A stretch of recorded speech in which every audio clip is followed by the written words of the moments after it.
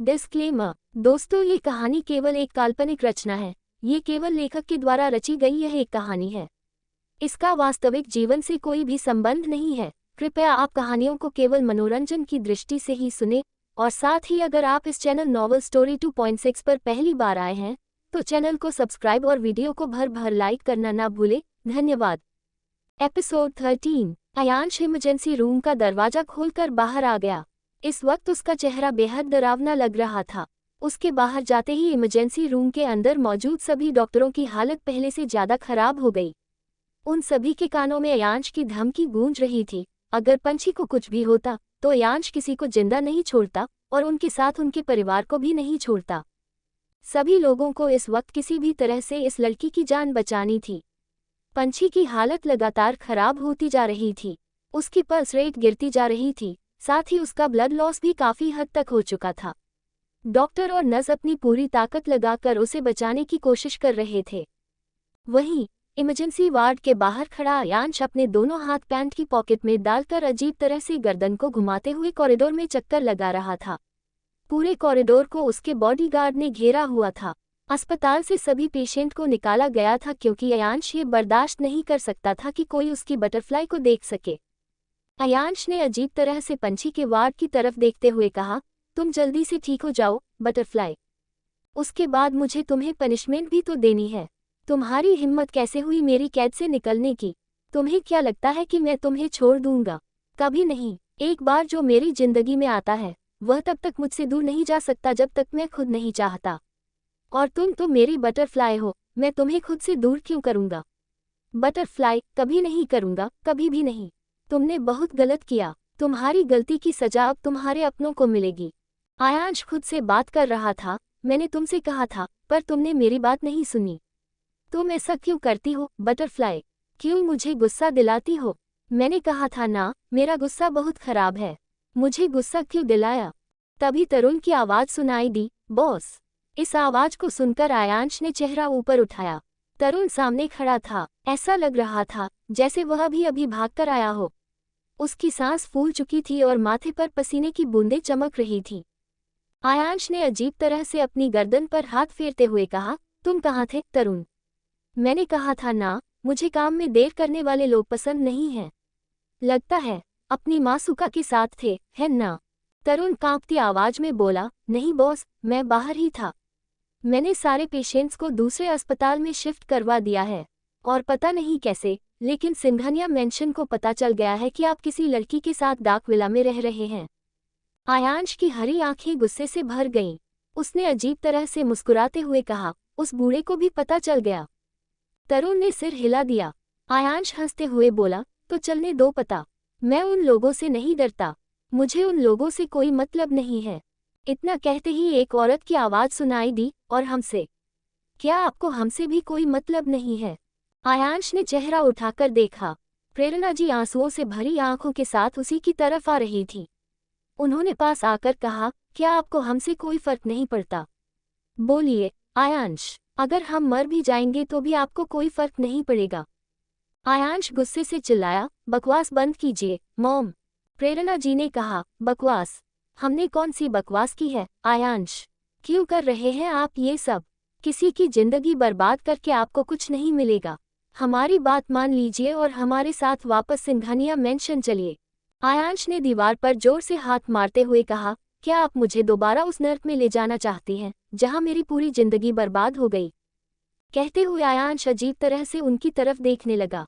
अयांश की बात सुनकर प्रेरणा जी ने सिर झुकाते हुए कहा, इस बार ऐसा कुछ नहीं होगा अयांश। हम हैं ना आपके साथ। अयांश जोर जोर से हंसते हुए बोला, जब मेरी जिंदगी बर्बाद हुई तब भी आप वहीं थी मॉम। पर आप कुछ नहीं कर सकी, कुछ भी नहीं। आपको भी तमाशा देखने के लिए साइड में खड़ा कर दिया गया। आप चाहती हैं कि मैं दोबारा उसी घर में जाकर अपनी जिंदगी बर्बाद कर दूं। आप चाहती हैं कि मैं उस घटिया जगदीश सिंघानिया के साथ एक ही छत के नीचे रहूं। प्रेरणा जी की आंखों से आंसू निकल रहे थे। उन्हें इस तरह से दर्द में देखकर अयांश उनके पास आया, उनके कंधों को पकड़ा और उनकी आंखों में आंखें डालते हुए बोला, आप समझती क्यों नहीं हैं, मैं अपनी जिंदगी में खुश हूँ। क्या आप मुझे खुश नहीं देखना चाहती? प्रेरणा जी ने उसकी आंखों में आंखें डालते हुए कहा, अयांश, हम आपकी माँ हैं। आपकी खुशी के लिए कुछ भी कर सकते हैं, पर इसका मतलब यह नहीं कि हम आपको दूसरों की जिंदगी बर्बाद करने दें। उस बच्ची ने आपकी वजह से क्या हालत कर ली है? उसकी क्या गलती थी? उसने बस एक जिम्मेदार रिपोर्टर की तरह सच्चाई को दुनिया के सामने लाने की कोशिश की थी। आपने उसे कितनी बड़ी सजा दी। आप ऐसा कैसे कर सकते हैं, आयांश? आपने एक साथ 40 लोगों को जलाकर मार दिया। उन लोगों के परिवार का क्या? प्रेरणा जी की बात सुनकर आयांश ने गुस्से से घूरते हुए कहा, मुझे किसी से मतलब नहीं है, मॉम। मुझे बस खुद से मतलब है। दुनिया की फिक्र क्यों करूं? उन सब लोगों ने मेरे बारे में लिखने की हिम्मत कैसे की? मैंने पहले ही सबको कहा था, मुझे पसंद नहीं कि कोई मेरी पर्सनल लाइफ में इंटरफेयर करे। जब उन लोगों ने ये रास्ता चुना तो उन्हें मरना ही था, मॉम। प्रेरणा जी ने उसकी आंखों में आंखें डालते हुए कहा, तो फिर आपने उस लड़की को जिंदा क्यों रखा है? वैसे भी वह तो सुसाइड कर रही थी, करने देते उसे वहीं पर। आयांश ने अपनी गर्दन पर हाथ फेरते हुए कहा, नहीं मॉम, वह मेरी बटरफ्लाई है, मेरा नया टॉय। अगर वह मर गई तो मैं किसके साथ खेलूंगा, मॉम? आयांश की बात सुनकर प्रेरणा जी चिल्लाते हुए बोली, आयांश, कोई इंसान खिलौना नहीं होता। आप कब समझेंगे? इस पर आयांश भी चिल्लाया, इंसान खिलौना होता है, मॉम। ये बात आपको पता होनी चाहिए। क्या आपको नहीं पता कि इंसान खिलौना होता है? मुझे ये बात उसी घर में पता चली थी, मॉम। प्रेरणा जी ने दर्द भरी आवाज में कहा, आयांश, ये सब हमारी गलती है। हमारी वजह से हुआ है ये सब।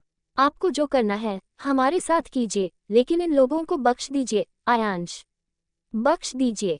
आयांश ने इरिटेट होकर कहा, मॉम प्लीज यहाँ से चली जाए। मैं फालतू बकवास करने के मूड में बिल्कुल भी नहीं हूँ। मेरी बटरफ्लाई की तबीयत ठीक नहीं है, मॉम। मैं परेशान हूँ और आप मुझे और परेशान कर रही हैं। उसने मासूम से बच्चे की तरह चेहरा बनाते हुए कहा।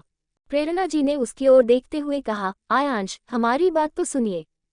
लेकिन इससे पहले कि वह कुछ और कहती, आयांश ने अजीब सी आवाज में कहा, मॉम प्लीज, मुझे गुस्सा आ रहा है। मैं आपको हर्ट नहीं करना चाहता। आप यहाँ से चली जाएं। आयांश की बात सुनकर तरुण तुरंत प्रेरणा जी के पास आकर उन्हें आयांश से दूर ले जाने लगा। मैम प्लीज, तरुण ने कहा।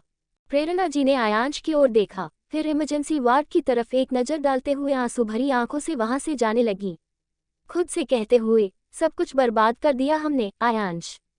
सब कुछ। कहते हुए वह वहां से चली गई। प्रेरणा जी के जाने के बाद आयांश ने तरुण की तरफ देखते हुए कहा, कितनी इरिटेटिंग होती हैं औरतें, सीरियसली। सारी की सारी औरतें इरिटेटिंग होती हैं और डर्टी भी। बस मेरी मॉम डर्टी नहीं है। आयांश की बात सुनकर तरुण चुप रहा। वह बस आयांश के चेहरे को देख रहा था, जिसे देखकर समझ पाना मुश्किल था कि वह गुस्से में है, खुश है, या फिर इस वक्त वह कौन सी फीलिंग को महसूस कर रहा है।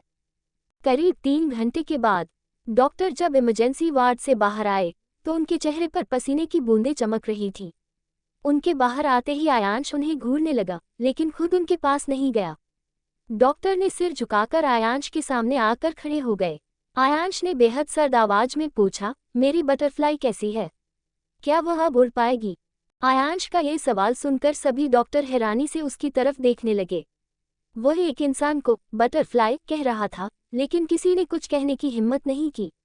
एक डॉक्टर ने डरते हुए कहा, फिलहाल हमने उनका ऑपरेशन कर दिया है। उनके माथे पर गहरी चोट आई है।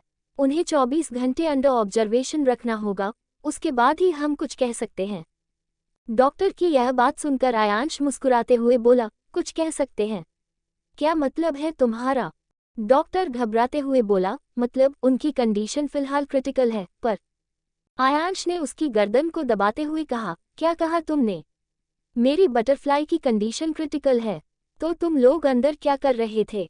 मैंने तुम लोगों से कहा था ना, उसे कुछ नहीं होना चाहिए, और उसे 2 घंटे के अंदर होश में लेकर आओ। आयांश की बात सुनकर सभी डॉक्टर के चेहरों पर हैरानी के साथ साथ घबराहट नजर आने लगी। क्या यह इंसान पागल हो गया था?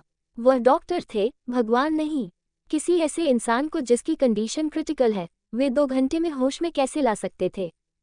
जिस डॉक्टर की गर्दन आयांश दबा रहा था, वह सांस लेने के लिए छटपटा रहा था, लेकिन आयांश उसे छोड़ने के लिए तैयार नहीं था।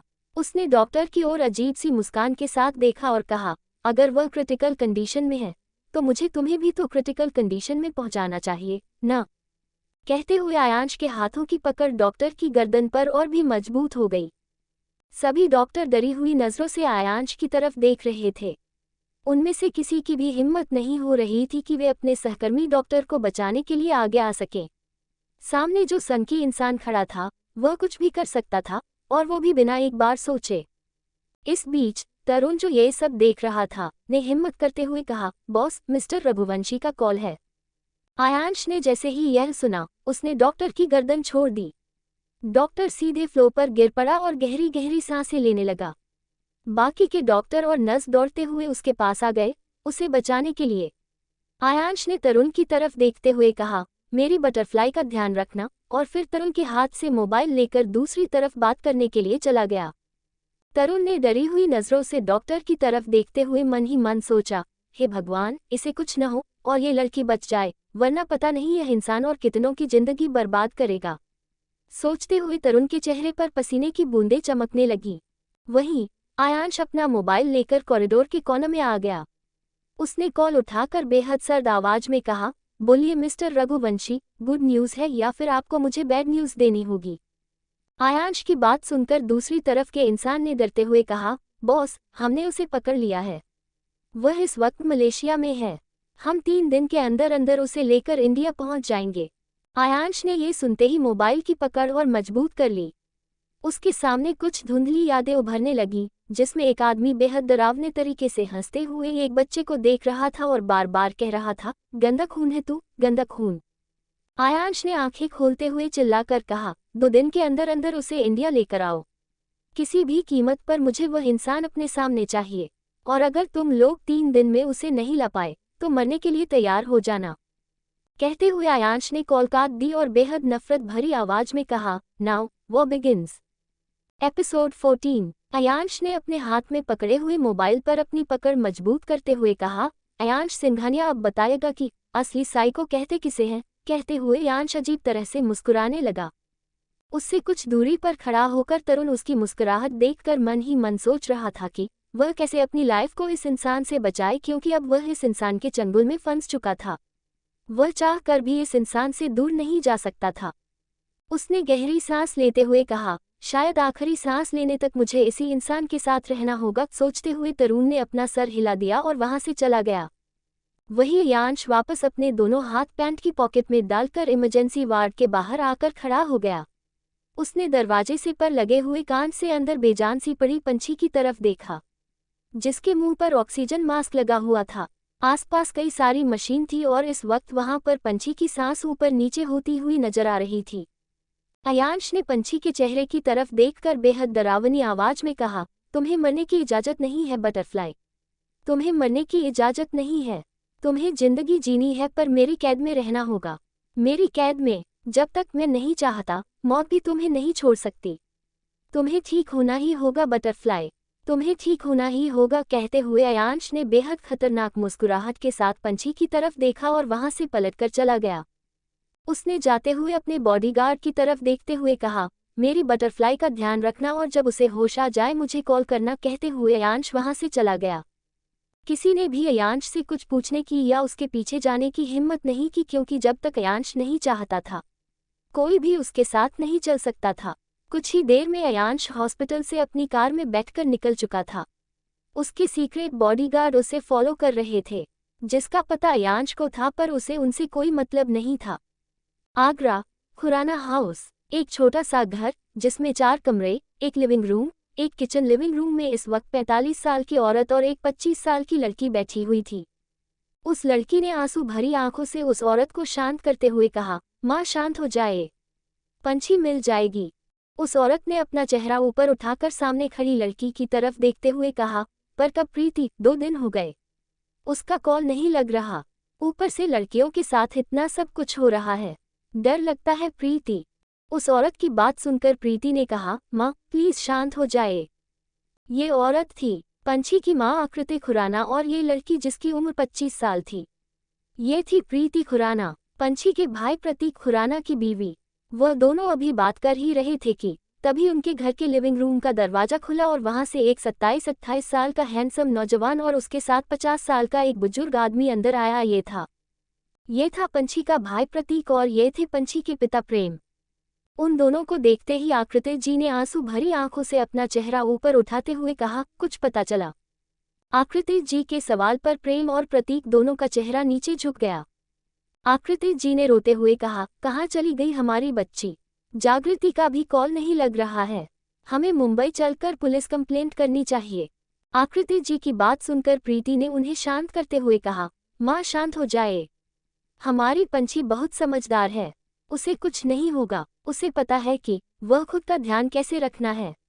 हमें बस खुद को संभालना होगा माँ। प्रीति की बात सुनकर आकृति जी ने रोते हुए कहा, कैसे संभाले हम खुद को? हमारी जवान लड़की 2 दिन से गायब है, उसका कॉल नहीं लग रहा, कुछ पता नहीं चल रहा और तुम हमें शांत रहने के लिए कह रही हो।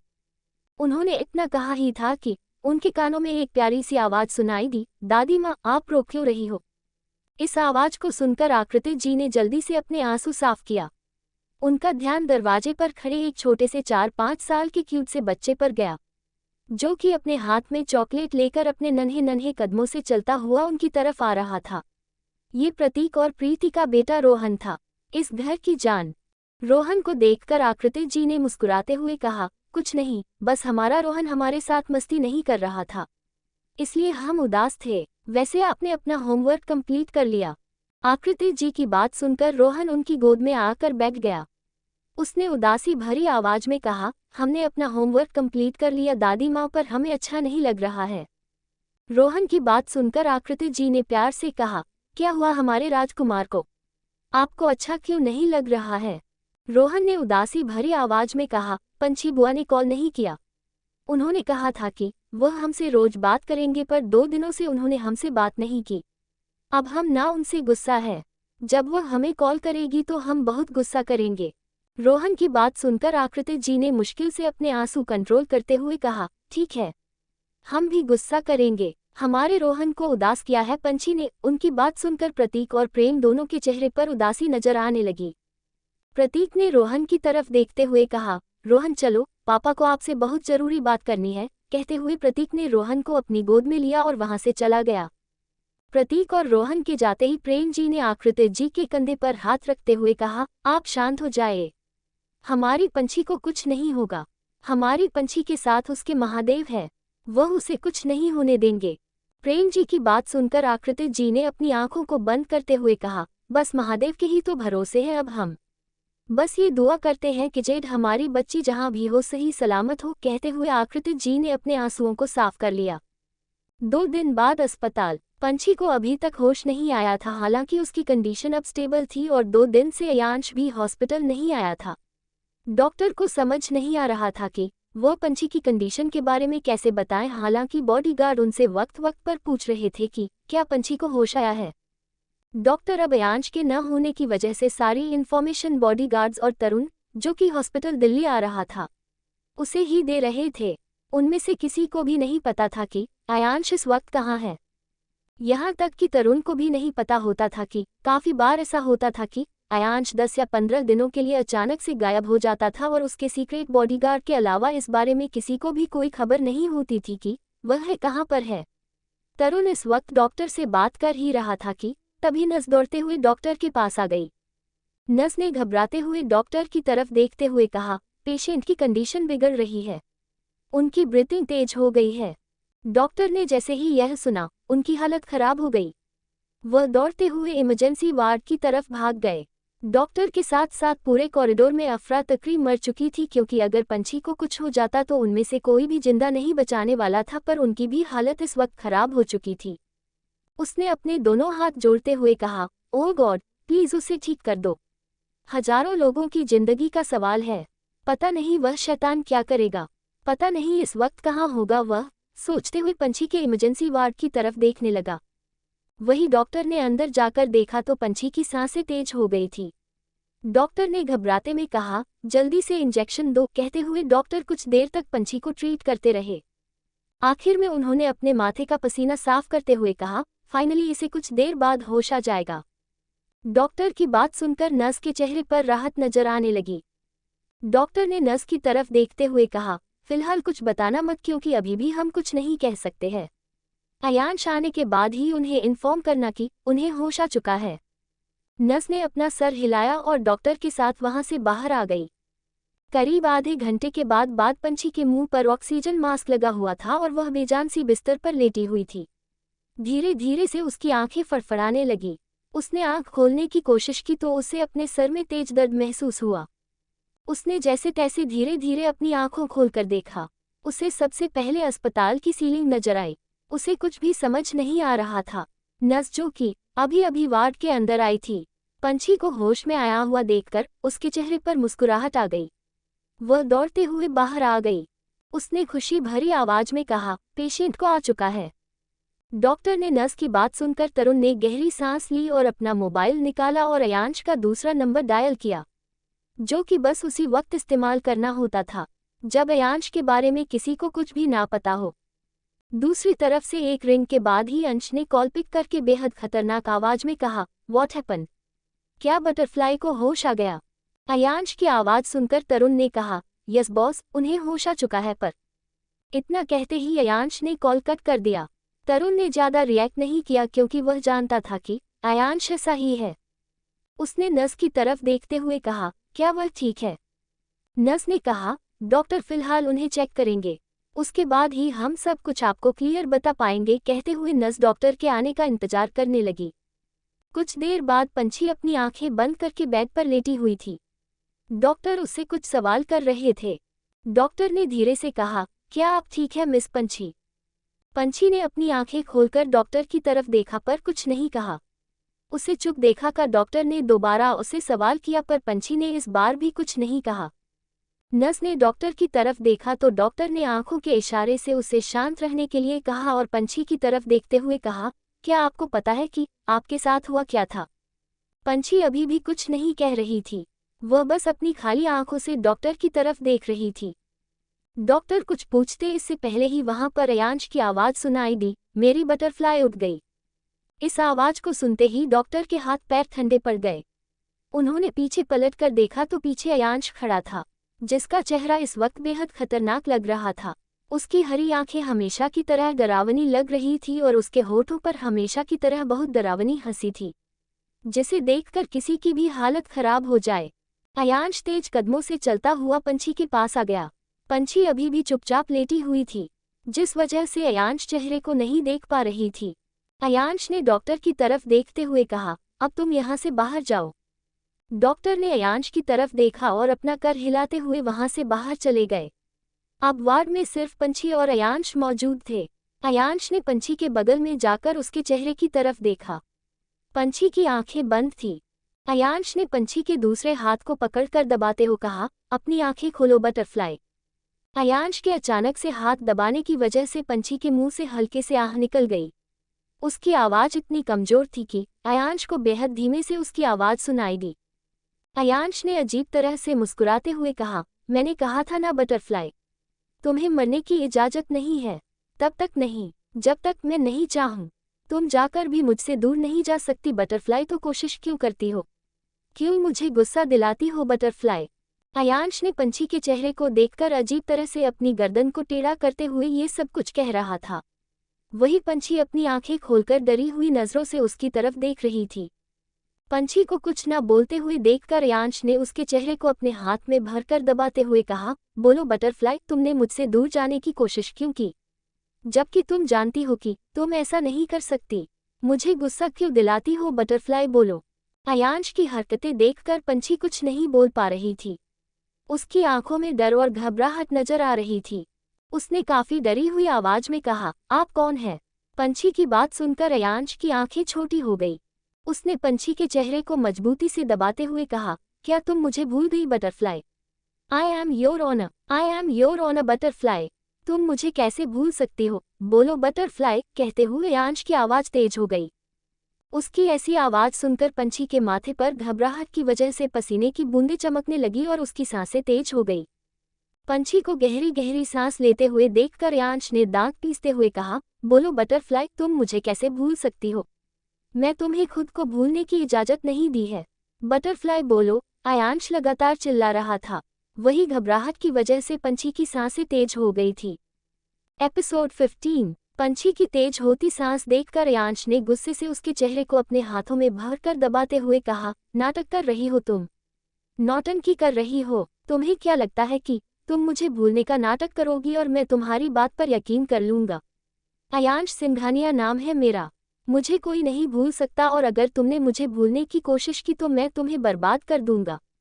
मैं तुम्हें तबाह कर दूंगा बटरफ्लाई, मैं तुम्हें तबाह कर दूंगा। अयांश की बातें सुनकर पंछी की आंखों से लगातार आंसू निकल रहे थे।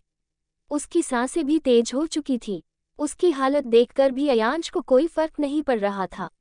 उसके साइड में लगी हुई मशीनों से तेज तेज की आवाज आ रही थी, जिसे सुनकर अयांश ने अपने चेहरे पर हाथ फेरते हुए कहा, यह आवाज क्यों कर रहे हैं? वही इमरजेंसी वार्ड के बाहर मौजूद डॉक्टर ने जब मशीनों की आवाज सुनी, वह घबराते हुए अंदर आ गए। उन्होंने पंछी की हालत देखी। पंछी की सांस उखड़ रही थी और अयांश मजबूती से उसके चेहरे को दबा रहा था। इस पागल इंसान से वह लोग कुछ और एक्सपेक्ट भी कहाँ कर सकते थे। एक डॉक्टर ने हिम्मत करके घबराते हुए कहा, सर इनकी कंडीशन डिफिकल्ट हो रही है, प्लीज उन्हें छोड़ दीजिए, हमें ट्रीट करने दीजिए, वो रो रही है, प्लीज सर यह पैनिक कर रही है। डॉक्टर की बात सुन अयांश ने उस डॉक्टर को घूरते हुए कहा, तुम मुझे बताओगे कि मुझे क्या करना है और क्या नहीं?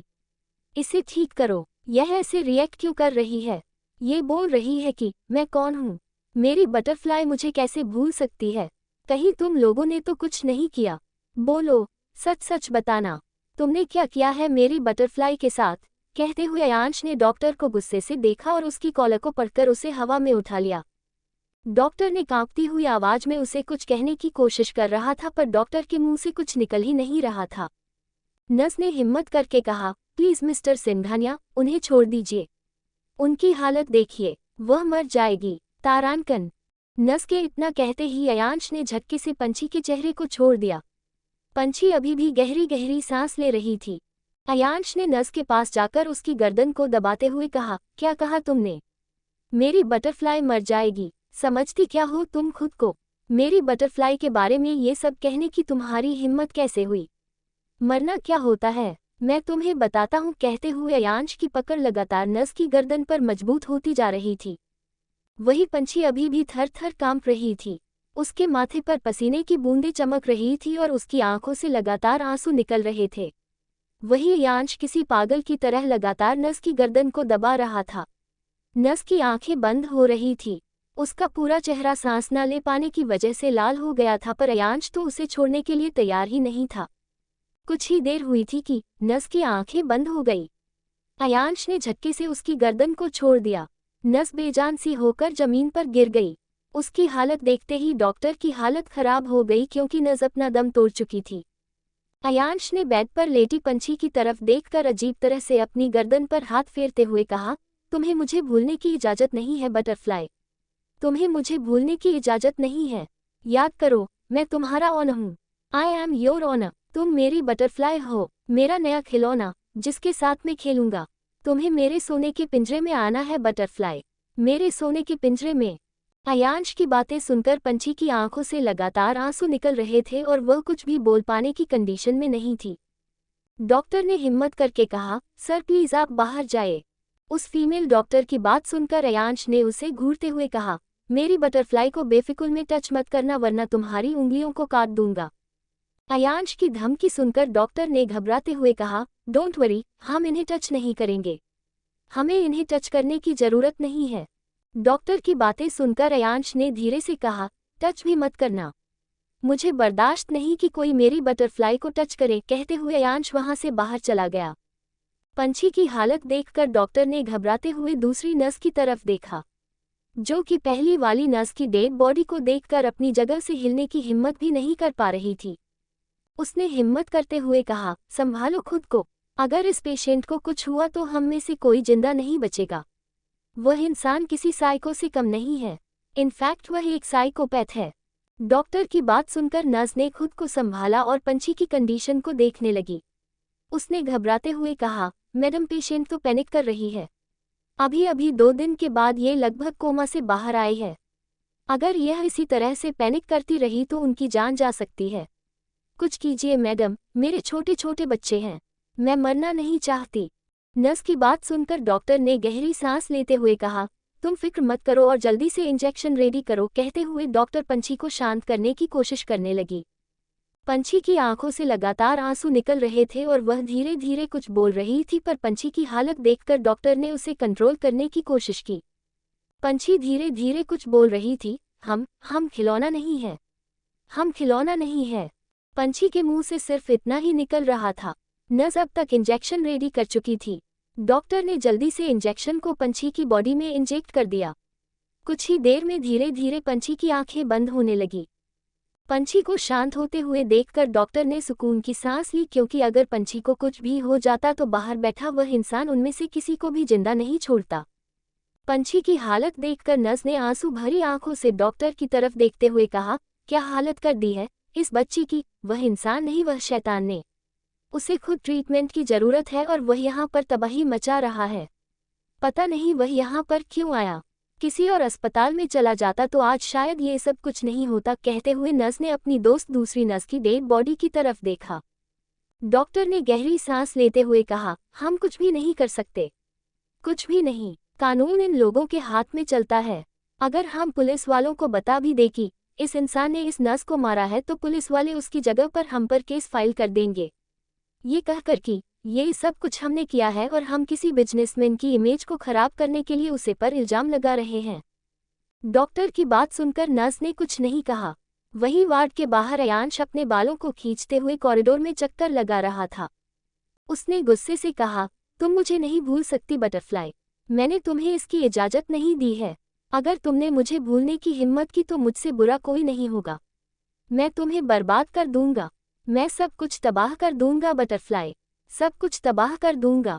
अयांश खुद से बात कर ही रहा था कि तभी पंछी के वार्ड का दरवाजा खुला और नर्स और डॉक्टर दोनों बाहर आ गई।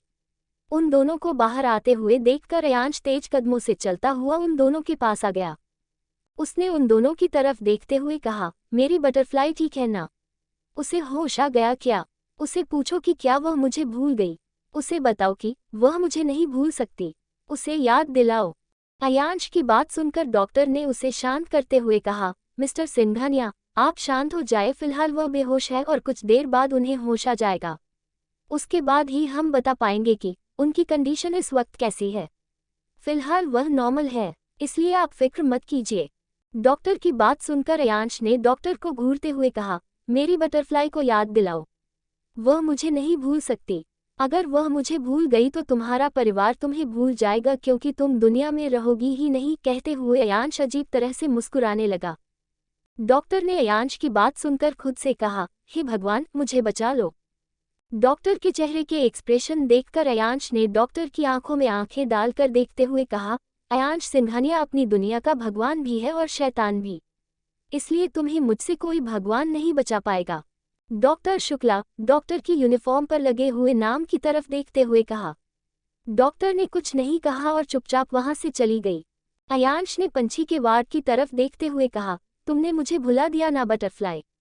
कोई बात नहीं, तुम्हें इसकी पनिशमेंट मिलेगी, बहुत अच्छी पनिशमेंट मिलेगी, कहते हुए अयांश ने अपने पीछे खड़े तरुण की तरफ देखते हुए कहा, मेरी बटरफ्लाई का ध्यान रखना, जब तक मैं वापस नहीं आ जाता मेरी बटरफ्लाई को कुछ भी नहीं होना चाहिए, कहते हुए अयांश वहां से जाने लगा। तरुण ने उसे जाते हुए देखकर खुद से कहा, बॉस कहाँ जा रहे हैं? सोचकर उसके चेहरे पर कंफ्यूजन नजर आने लगी, पर उसने ज्यादा ध्यान नहीं दिया। उसने पंछी के वार्ड की तरफ देखा और दरवाजे के पास जाकर पंछी के चेहरे को देखने लगा। पंछी के मासूम से चेहरे को देखकर उसके चेहरे पर उदासी नजर आने लगी। तभी उसका मोबाइल, जो कि उसकी पेंट की पॉकेट में था, रिंग करने लगा। मोबाइल की आवाज सुनकर तरुण ने गहरी सांस ली और मोबाइल को निकाल कर देखा तो उसे एक अननोन नंबर से कॉल आ रहा था। अननोन नंबर देखकर तरुण के चेहरे के एक्सप्रेशन चेंज हो गए। अगले ही पल उसे जैसे समाचार में आया कि ये किसका नंबर होगा। उसने जल्दी से कॉल उठाया। दूसरी तरफ से उसके कानों में जागृति की रोती हुई आवाज सुनाई दी, मेरी पंछी कैसी है? वह ठीक है ना? जागृति की आवाज सुनकर तरुण ने अपनी आंखों को मजबूती बंद कर लिया, पर उनको कुछ ना बोलते हुए देखकर जागृति ने दर्द भरी आवाज में कहा, प्लीज कुछ तो बताइए, मेरी पंछी कैसी है? वह ठीक है ना? तरुण ने धीरे से कहा, ठीक है। जागृति, जो कि इस वक्त अपने घर में मौजूद थी, उसने अपने आंसू साफ करते हुए कहा, थैंक यू सो मच मुझे ये बताने के लिए तरुण। तरुण ने जागृति को समझा दिया था कि अगर उसने पंछी को बचाने की कोशिश की तो उसका पूरा परिवार बर्बाद हो जाएगा। जागृति पंछी से बहुत प्यार करती थी, पर उसके लिए पंछी से कहीं गुना ज्यादा जरूरी उसका खुद का परिवार था, और अयांश ने जिस तरह से पूरे मीडिया हाउस को एक झटके में तबाह कर दिया था, उसके बाद जागृति अपने परिवार को खतरे में डालने का रिस्क नहीं ले सकती थी। कॉल अभी भी ऑन था। ना जागृति कुछ बोल रही थी, ना तरुण। आखिर में तरुण ने हिम्मत करते हुए कहा, तुम ठीक हो? जागृति ने दर्द भरी आवाज में कहा, मैं ठीक कैसे हो सकती हूँ? मेरी आंखों के सामने मेरी दोस्त की जिंदगी बर्बाद हो गई और मैं कुछ भी नहीं कर पाई। उसके बहुत बड़े बड़े सपने थे। वह आसमान में उड़ना चाहती थी, इसीलिए वह अपने शहर आगरा से निकलकर मुंबई आई थी, पर उसे क्या पता था कि उसके सपने यहाँ पर उड़ान नहीं भरेंगे, बल्कि उसके सपनों को चकनाचूर कर दिया जाएगा। उसकी एक गलती उसका सब कुछ बर्बाद कर देगी। मुझे अंकल आंटी के लगातार कॉल्स आ रहे थे, इसलिए मैंने अपने पुराने नंबर को डिस्ट्रॉय कर दिया। अब शायद वह कभी मुझ तक ना पहुंच पाए, ना कभी अपनी बेटी तक, कहते हुए जागृति कॉल पर ही रोने लगी। तरुण ने गहरी सांस लेते हुए कहा, देखो जागृति, मैं तुम्हें झूठी उम्मीद नहीं दूंगा, पर अब तुम्हारी दोस्त कभी भी इसे इंसान कहना गलत होगा, इस शैतान के चंगुल से नहीं निकल सकती। तुमने खुद देखा है कि ये शैतान कितना खतरनाक है। तुमसे बस इतना कहना चाहूंगा कि जो कुछ भी हुआ है वह सब कुछ भूलकर अपनी जिंदगी में आगे बढ़ो, क्योंकि पंछी की जिंदगी अब इसी शैतान के इर्द गिर्द घूमेगी। तरुण की बात सुनकर जागृति ने आंसू भरी आंखों से सीलिंग को देखकर दर्द भरी आवाज में कहा, ज्यादा कुछ नहीं कहूंगी, बस इतना कहना चाहती हूँ, बस मुझे ये बताते रहना कि मेरी पंछी ठीक है या नहीं, उसकी कैसी हालत है। मैं तुम्हें ज्यादा परेशान नहीं करूंगी, बस कभी कभी कॉल कर लिया करूंगी। मेरे नंबर को प्लीज ब्लॉक मत करना। जागृति की बात सुनकर तरुण ने कुछ नहीं कहा। वह कैसे उसे बताता कि उसकी दोस्त इस वक्त अस्पताल के बेड पर पड़ी हुई है, उसकी दोस्त ने सुसाइड करने की कोशिश की है। वह कैसे जागृति को ये सब कुछ बता सकता था? जागृति जो चाहकर भी पंछी के परिवार को नहीं बता सकती थी कि पंछी कहाँ है। वह उस गिल्ट से वह बाहर नहीं निकल पा रही थी कि वह अपनी दोस्त के लिए कुछ नहीं कर पा रही है। उसे इसी बात का डर था कि अगर उसने पंछी के परिवार को बता दिया और उन्होंने पंछी को बचाने के लिए अयांश के सामने जाने के बारे में सोचा, तो अयांश उन सबको भी बर्बाद कर देगा, जो कि जागृति बिल्कुल भी नहीं चाहती थी। एपिसोड 16। तरुण को कुछ न बोलते हुए देखकर जागृति ने रिक्वेस्ट भरी आवाज में कहा, प्लीज मेरी रिक्वेस्ट मान लो, प्लीज मुझे मेरी पंछी के बारे में बताते रहना, प्लीज मुझे कुछ और नहीं जानना, मैं बस ये जानना चाहती हूँ कि वह सही सलामत है या नहीं। तरुण ने गहरी सांस लेते हुए कहा, वह ठीक है। कहते हुए तरुण ने कॉल कट किया और अपने मोबाइल को पेंट की पॉकेट में डालकर गहरी सांस लेने लगा। उसने खुद से कहा, काश ये सब कुछ ना होता तो आज हम इस तरह से दूर ना होते। कहते हुए तरुण की आंख से आंसू की बूंद उसके गाल पर गिर गई। तरुण पंछी के वार्ड की तरफ देख रहा था कि पीछे से डॉक्टर ने उसके कंधे पर हाथ रखते हुए कहा, मिस्टर सिंघानिया कहाँ है? हमें उनसे कुछ बात करनी थी। डॉक्टर की बात सुनकर तरुण ने उनकी तरफ देखते हुए कहा, आप मुझे बताएं, मैं सर को बता दूंगा। डॉक्टर ने बेहद सीरियस लहजे में कहा, पेशेंट की कंडीशन देखकर लग रहा है जैसे वह अपनी मेमोरी के कुछ हिस्सों को भूल गई है।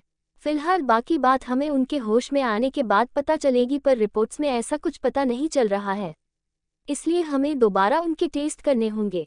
डॉक्टर की बात सुनकर तरुण के चेहरे पर परेशानी नजर आने लगी। उसने सीरियस लहजे में कहा, ठीक है, आप चेकअप कर लीजिए और रिजल्ट पता चलने के बाद ही मुझे सब कुछ साफ साफ क्लियर बताएगा, क्योंकि अयांश सर को झूठ, धोखा, इन सबसे सख्त नफरत है। डॉक्टर ने घबराते हुए अपना सर हिलाया और वहां से अंदर चली गई। तरुण भी अपने बॉडीगार्ड्स को इन्फॉर्म करने के लिए चला गया कि अस्पताल को अच्छे से प्रोटेक्ट करें। दूसरी तरफ आगरा में आकृति जी इस वक्त लिविंग रूम में चुपचाप गुमसुम सी बैठी हुई थी। उनके चेहरे पर उदासी नजर आ रही थी। तभी रोहन दौड़ता हुआ जाकर उनकी गोद में बैठ गया।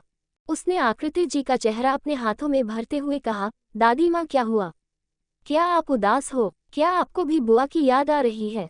रोहन की बात सुनकर आकृति जी ने प्यार से कहा, हाँ मेरे बच्चे, मुझे भी आपकी बुआ की याद आ रही है। आप उदास क्यों हो? रोहन ने उनके सीने पर अपना सर रखते हुए कहा, बुआ ने हमसे कहा था ना कि वह नेक्स्ट मंथ मिलने के लिए आएंगे। 2 महीने हो चुके हैं, बट वह मिलने के लिए क्यों नहीं आई? हम इस बार हुआ से बिल्कुल बात नहीं करेंगे, हम उनसे कट्टी कर लेंगे। रोहन की बात सुनकर आकृति जी की आंखों में आंसू आ गए। प्रीति जो कि अभी अब ब्रेकफास्ट बनाकर किचन से बाहर आई थी, रोहन की बात सुनकर उसके चेहरे पर भी उदासी नजर आने लगी। उसके लिए भी पंछी उसकी छोटी बहन की तरह थी। दोनों के बीच में काफी प्यारा रिश्ता था। आकृति जी ने प्रीति की तरफ देखते हुए कहा, रोहन को कुछ खिला दो प्रीति बेटा, सुबह से कुछ नहीं खाया है इसने। प्रीति ने अपना सर हिलाया और रोहन को गोद में लेकर वहां से डाइनिंग एरिया की तरफ चली गई। आकृति जी ने टीवी ऑन किया। उन्हें याद आ रहा था कैसे उनकी बेटी हमेशा उनसे कहा करती थी कि एक दिन वह भी एक बड़ी रिपोर्टर बनेगी और दुनिया के सामने अपना नाम बनाएगी, पूरी दुनिया उसे पहचानेगी। पंछी की बातों को याद करके आकृति जी ने उसे चैनल लगा दी। उनकी आंखों से आंसू गिर रहे थे और वह चुपचाप न्यूज़ चैनल को देख रही थी। उन्होंने खुद से कहा, काश हमने आपकी बात मानकर आपको मुंबई ना जाने दिया होता तो आज आप हमारे पास होती। पता नहीं कहाँ चली गई आप। उन्होंने इतना कहा ही था कि उनके कानों में न्यूज़ एंकर की आवाज़ सुनाई दी। तो जैसा कि आप लोग जानते हैं कि 3 दिन पहले जनहित न्यूज़ एजेंसी आग की लपटों में आने की वजह से पूरी तरह से जल गई, तो वहां पर जलने वाले लोगों के नाम सामने आ चुके हैं। वहां पर टोटल 45 कर्मचारी मौजूद थे और सबकी मौके पर ही मौत हो गई थी। उन सबके नाम ये है। जनहित न्यूज एजेंसी के एंकर की आखिरी लाइन सुनकर आकृति जी के हाथ पैर ठंडे पड़ गए। ये वही एजेंसी थी जिसे 3 दिन पहले अयांश ने पूरी तरह से बर्बाद कर दिया था। इसमें काम करने वाले लगभग सारे लोग मर चुके थे। पंछी और जागृति दोनों उसी दिन जल्दी चली गई थी, वह जिस वजह से वह दोनों बच गई थी। आकृति जी की आंखों से लगातार आंसू निकल रहे थे और उनके मुंह से कुछ निकल ही नहीं रहा था। एंकर लगातार मरने वालों के नाम बता रहा था। आखिर में एंकर ने गहरी सांस लेते हुए कहा, और बचे हुए 2 लोगों का नाम है जागृति शर्मा और पंछी खुराना। आकृति जी ने जैसे ही पंछी का नाम सुना, उनके मुंह से चीख निकल गई। उनकी चीख सुनकर प्रीति जो कि रोहन को ब्रेकफास्ट खिला रही थी, वह दौड़ते हुए लिविंग रूम में आ गई। उसने देखा तो आकृति तजी सोफे के नीचे पड़ी हुई थी। उन्हें इस तरह से बेहोश पड़ा हुआ देखकर प्रीति ने चिल्लाते हुए कहा, माँ क्या हुआ आपको? माँ उठिए। प्रीति उन्हें उठाने की कोशिश कर रही थी पर आकृति की उठ ही नहीं रही थी। रोहन भी अपने छोटे छोटे कदमों से दौड़ता हुआ लिविंग रूम में आ गया था। अपनी दादी माँ को इस हालत में देखकर वह भी रो रहा था। उसने रोते हुए कहा, मम्मा दादी माँ को क्या हुआ? रोहन की बात को इग्नोर करके प्रीति ने घबराहट के साथ कहा, रोहन बेटा जल्दी से मोबाइल लेकर आओ, मुझे आपके डैडी को कॉल करना है। रोहन दौड़ता हुआ जाकर प्रीति का मोबाइल लेकर आ गया। प्रीति ने जल्दी से प्रतीक का नंबर डायल किया। दूसरी तरफ से कुछ दिन के बाद प्रतीक ने कॉल उठाते हुए कहा, क्या हुआ प्रीति? इस वक्त मैं ऑफिस में हूँ। प्रीति ने रोते हुए कहा, माँ को कुछ हो गया है, जल्दी घर आइए प्लीज, वह उठ नहीं रही है। प्रीति की बात सुनते ही प्रतीक ने कहा, तुम घबराओ मत, मैं अभी आता हूँ। कहते हुए प्रतीक ने कॉल कट कर दिया। प्रीति ने जैसे तैसे आकृति जी को उठाकर सोफे पर लेटा दिया और डॉक्टर को कॉल कर लिया। उसकी आंखों से लगातार आंसू निकल रहे थे। वह रोते हुए आकृति जी की तरफ देख रही थी कि तभी उसके कानों में न्यूज़ एंकर की आवाज़ सुनाई दी, पंछी खुराना, उम्र 23 साल, आगरा के रहने वाली, उनकी भी मौत जनहित एजेंसी में आग लगने से 3 दिन पहले ही हो चुकी है। उनकी मौत, उन सभी की लाश आग में ही पूरी तरह से जल गई थी, जिस वजह से किसी की भी लाश को बरामद नहीं किया गया। प्रीति ने जैसे ही यह सुना उसकी धड़कनें जैसे रुक गई। उसके कानों में यही गूंज रहा था, पंछी खुराना की लाश। उसने आंसू भरी आंखों से आकृति जी की तरफ देखा और खुद से कहा, इसका मतलब ये न्यूज़ सुनकर माँ की ऐसी हालत हुई है। सोचते हुए प्रीति के कदम डगमगाने लगे। रोहन ने रोते हुए कहा, मोम क्या हुआ? आप रो क्यों रही हो? बताओ ना मॉम। कहते हुए रोहन अपने छोटे छोटे हाथों से प्रीति के हाथ को हिलाने लगा। प्रीति कुछ भी बोलने की कंडीशन में नहीं थी। उसने जैसे तैसे खुद को संभाल कर रोहन को अपने सीने से लगाते हुए कहा, कुछ नहीं हुआ बच्चा, कुछ भी नहीं हुआ, सब कुछ ठीक है। कहते हुए प्रीति ने अपनी सास की तरफ देखा, जिसकी हालत काफी खराब लग रही थी। उसने मुश्किल से अपने आंसुओं को रोका हुआ था। कुछ ही देर बाद डॉक्टर आ चुके थे। प्रीति डॉक्टर की मदद से आकृति जी को रूम में लेकर चली गई थी। प्रतीक अभी तक नहीं आया था। डॉक्टर ने आकृति जी को चेक करते हुए परेशानी भरी आवाज में कहा, इन्हें किसी बात का गहरा सदमा लगा है और उनकी बीपी भी काफी ज्यादा डाउन हो चुकी है। फिलहाल मैं इंजेक्शन दे देता हूँ, जब उन्हें होश आ जाए तो इन्हें कुछ खिला दीजिएगा। डॉक्टर की बात सुनकर प्रीति ने बस अपना सर हिला दिया। इस वक्त वह भी कुछ बोलने की कंडीशन में नहीं थी। अब तक प्रीति और प्रेम जी भी वापस आ चुके थे। प्रतीक ने प्रीति के पास आकर परेशानी भरी आवाज में कहा, प्रीति माँ को क्या हुआ? प्रतीक को देखते ही प्रीति उसके गले से लग गई। उसने रोते हुए कहा, प्रतीक पंछी, हमारी पंछी। कहते हुए प्रीति के मुंह से आगे कुछ निकल ही नहीं रहा था। उसकी आधी अधूरी बात को सुनकर प्रतीक को कुछ समझ नहीं आ रहा था। उसने प्रीति का चेहरा अपने हाथों में भरकर उसे शांत करते हुए कहा, पहले तुम रोना बंद करो और बताओ मुझे क्या हुआ है। प्रीति ने रोते हुए कहा, पंछी, हमारी पंछी नहीं रही प्रतीक। 3 दिन पहले पंछी की एजेंसी में आग लग गई थी। आग में एजेंसी के लगभग सारे लोग जलकर मर चुके हैं। कहते हुए प्रीति घुटनों के बल फ्लोर पर बैठ गई। वही प्रीति की बात सुनकर प्रतीक की आंखें आंसुओं से भीग गई। उसे यकीन नहीं हो रहा था। उसकी छोटी सी बहन जो अपने सपनों को उड़ान देने के लिए मुंबई गई थी, अब वह नहीं रही है। वह कुछ भी बोलने की कंडीशन में नहीं था। छोटा सा रोहन अपने पेरेंट्स अपनी दादी की हालत देखकर समझने की कोशिश कर रहा था कि आखिर हुआ क्या है। प्रेम जी भी प्रीति की बात सुनकर जैसे सदमे में चले गए थे। उनकी छोटी सी गुड़िया अब उनके बीच में नहीं रही, ये सोचकर ही उनकी हालत खराब हो रही थी। उनकी आंखों से भी आंसू निकल रहे थे। उन्होंने आकृति जी के हाथ को अपने हाथों में मजबूती से लिया हुआ था।